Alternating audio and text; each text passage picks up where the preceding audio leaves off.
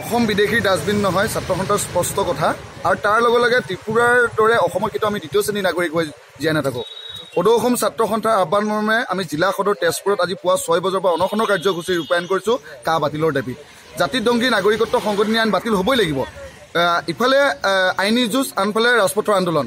সমানে সময়ে সমান্তৰালভাৱে ছাত্ৰ সন্থাই ৰাইজৰ সহযোগত আমি আন্দোলন আগুৱাই নিম। পৰৱৰ্তী সময়ত ইয়াতকৈ জংকী কাৰ্যসূচী ছাত্ৰ সন্থাই হাতত ল'বলৈ আমি বাধ্য।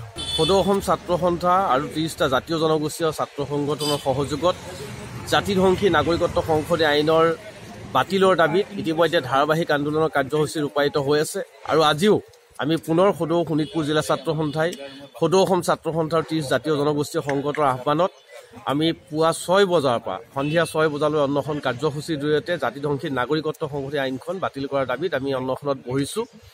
আৰু যিখন আইন জাতিটোৰ কাৰণে অত্যন্ত ভয়াৱহ, অগণতান্ত্ৰিক, অসাংবিধানিক আৰু অসম চুক্তি বিৰোধী। গতিকে এই আইনখন অচিৰেই বাতিল কৰিবৰ কাৰণে আমি কেন্দ্ৰীয় চৰকাৰ আৰু ৰাজ্য চৰকাৰক জিলা ছাত্ৰ সন্থাৰ দাবী জনাইছোঁ। অসম বিদেশী ডাষ্টবিন নহয় ছাত্ৰ সন্থাৰ স্পষ্ট কথা আৰু তাৰ লগে লগে ত্ৰিপুৰাৰ দৰে অসমৰ কিন্তু আমি দ্বিতীয় শ্ৰেণীৰ নাগৰিক হৈ জীয়াই নাথাকোঁ।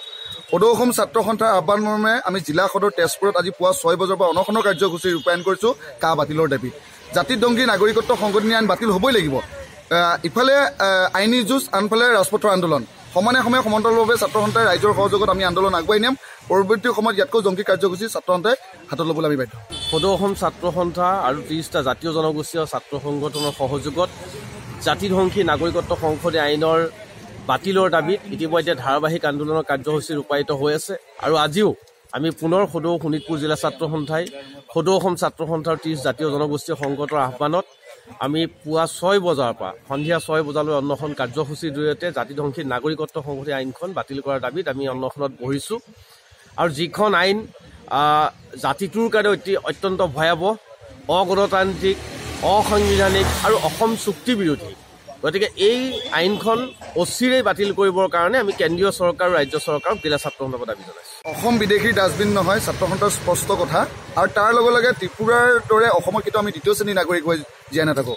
সদৌ অসম ছাত্ৰ সন্থাৰ আহ্বান মৰ্মে আমি জিলা সদৰ তেজপুৰত আজি পুৱা 6 বজাৰ পৰা অনশনৰ কাৰ্যসূচী ৰূপায়ণ কৰিছোঁ কা বাতিলৰ দাবী। জাতিদংগী নাগৰিকত্ব সংশোধনী আইন বাতিল হ'বই লাগিব। ইফালে আইনী যুঁজ, আনফালে ৰাজপথৰ আন্দোলন। সমানে সময়ে সমান্তৰালভাৱে ছাত্ৰ সন্থাই ৰাইজৰ সহযোগত আমি আন্দোলন আগুৱাই নিম। পৰৱৰ্তী সময়ত ইয়াতকৈ জংকী কাৰ্যসূচী ছাত্ৰ সন্থাই হাতত ল'বলৈ আমি বাধ্য। সদৌ অসম ছাত্ৰ সন্থা আৰু 30টা জাতীয় জনগোষ্ঠী আৰু ছাত্ৰ সংগঠনৰ সহযোগত জাতিধ্বংসী নাগৰিকত্ব সংশোধনী আইনৰ বাতিলৰ দাবীত ইতিমধ্যে ধাৰাবাহিক আন্দোলনৰ কাৰ্যসূচী ৰূপায়িত হৈ আছে। আৰু আজিও আমি পুনৰ সদৌ শোণিতপুৰ জিলা ছাত্ৰ সন্থাই সদৌ অসম ছাত্ৰ সন্থাৰ 30 জাতীয় জনগোষ্ঠী সংগঠনৰ আহ্বানত আমি পুৱা 6 বজাৰ পৰা সন্ধিয়া 6 বজালৈ অন্বেষণ কাৰ্যসূচীৰ জৰিয়তে জাতিধ্বংসী নাগৰিকত্ব সংশোধনী আইনখন বাতিল কৰাৰ দাবীত আমি অন্বেষণত বহিছোঁ। আৰু যিখন আইন জাতিটোৰ কাৰণে অত্যন্ত ভয়াৱহ, অগণতান্ত্ৰিক, অসাংবিধানিক আৰু অসম চুক্তি বিৰোধী। গতিকে এই আইনখন অচিৰেই বাতিল কৰিবৰ কাৰণে আমি কেন্দ্ৰীয় চৰকাৰ আৰু ৰাজ্য চৰকাৰক জিলা ছাত্ৰ সন্থাৰ দাবী জনাইছোঁ।